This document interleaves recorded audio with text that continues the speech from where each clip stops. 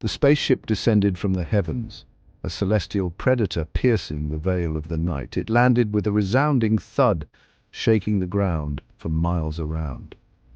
From the dust and smoke emerged Xyla, queen of the Cathari. Her shimmering emerald-green skin gleamed under the moonlight. Her eyes, pools of molten gold, scanned the surroundings, radiating an aura of power and an insatiable ambition. Earth would be hers. The humans, primitive as they were, wouldn't stand a chance. They wouldn't understand the force she possessed, the power to control minds, to manipulate elements, to bend them to her will. Xyla had conquered numerous worlds, her name a whisper of fear across galaxies. Earth would be no different. She had come for a crown, and she would settle for nothing less. The news spread like wildfire. A woman of unearthly beauty, claiming to be an alien queen, had arrived. Some scoffed, others trembled. Governments around the world went into overdrive, scrambling for a way to communicate, to negotiate, to understand. Xyla, however, cared little for their panic. She chose a platform, the Eiffel Tower, a symbol of human arrogance, and issued her proclamation. Her voice, amplified by her advanced technology, resonated across the globe. She spoke of her lineage, of the mighty Cathari Empire, and her divine right to rule. Her words, sharp and cold, cut through the air, leaving no room for doubt. Resistance was futile. Surrender would be their only salvation, most coward, accepting their fate. Only a few dared to dream of defiance. Far from the chaos and fear gripping the world, a young fisherman named Daniel tended to his nets. His hands moved with practiced ease, each knot and loop a testament to years of experience. The sun dipped below the horizon, casting a golden glow over the water, and Daniel felt a deep sense of peace. This was his sanctuary, a place where the troubles of the world seemed to fade away. The sea was his life, its rhythm woven into the fabric of his being. Every wave, every gust of wind was a part of him. He had grown up on these waters, learning their secrets, understanding their moods. The sea was a living entity, a companion that spoke to him in a language only he could understand. He lived a simple life, guided by the tides, the stars, and the whispers of the wind. Each day was a new adventure, a new challenge to overcome. He relied on his instincts, honed by years of experience, to navigate the ever-changing waters. The stars were his map, the wind his guide, and the tides his clock. News of the alien queen reached even his remote corner of the world, but it seemed a distant nightmare, a story spun for entertainment rather than reality. The radio crackled with reports of battles and invasions, but Daniel found it hard to believe. Out here, surrounded by the vast expanse of the ocean, the idea of extraterrestrial conquerors felt surreal, almost laughable. His world was the salt spray on his face, the cry of gulls overhead, and the feel of the rough wooden deck beneath his feet. These were the constants in his life, the things that grounded him. The sea was unpredictable, but it was also familiar, a place where he felt at home. The scent of the ocean, the sound of the waves, the sight of the horizon stretching out endlessly before him, these were the things that mattered. He had no time for conquerors from beyond the stars. His days were filled with the tasks of a fisherman, mending nets, checking equipment, and preparing for the next day's catch. The sea demanded his full attention, and he was more than willing to give it. The idea of alien invaders seemed trivial compared to the challenges he faced every day. He had fish to catch, tides to read, and a life to live, untouched by the turmoil that gripped the rest of humanity. Each morning he rose before dawn, guided by the light of the stars and the pull of the tides. His boat was his world, a small island of stability in an ever-changing sea.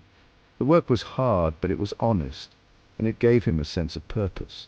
He believed in the sea, in its vastness, its indifference to the worries of men.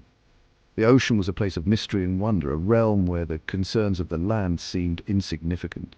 Out here he was free from the noise and chaos of the world, able to lose himself in the simple, rhythmic tasks of a fisherman. The sea was his refuge, a place where he could find solace and clarity. It was his constant, his comfort, his escape. As the sun set and the sky turned to shades of pink and orange, Daniel felt a deep sense of contentment.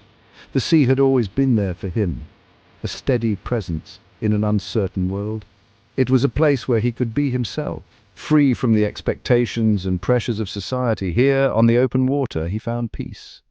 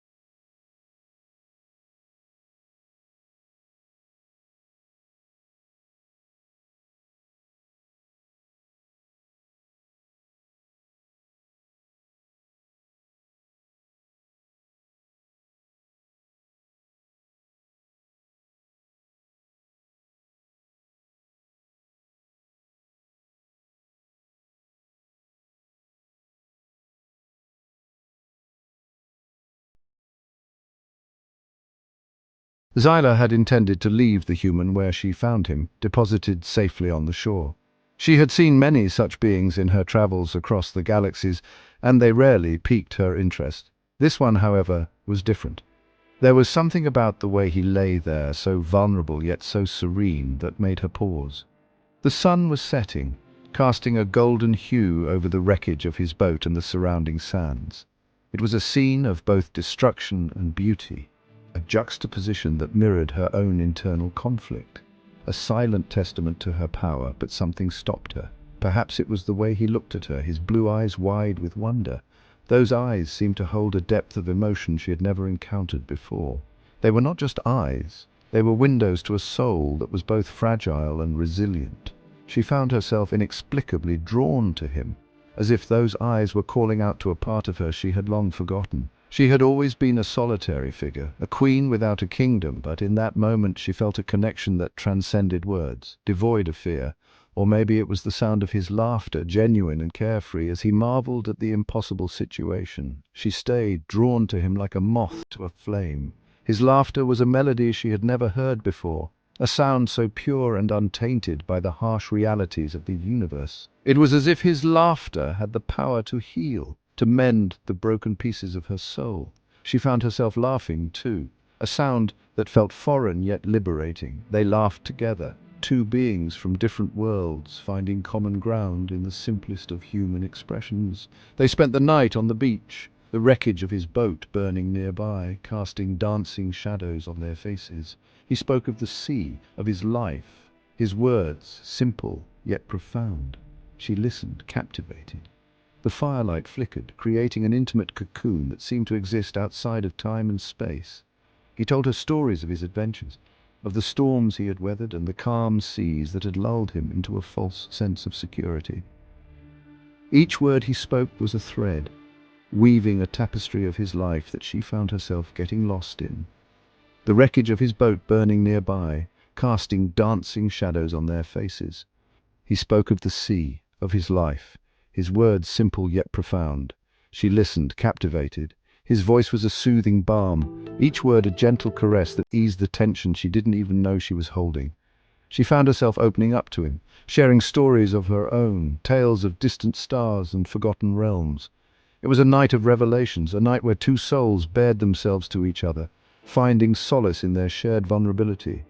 His words simple yet profound. She listened, captivated, her own grand plans fading into the background. For the first time she felt a connection, a sense of peace she had never known. It was intoxicating, terrifying, and utterly exhilarating.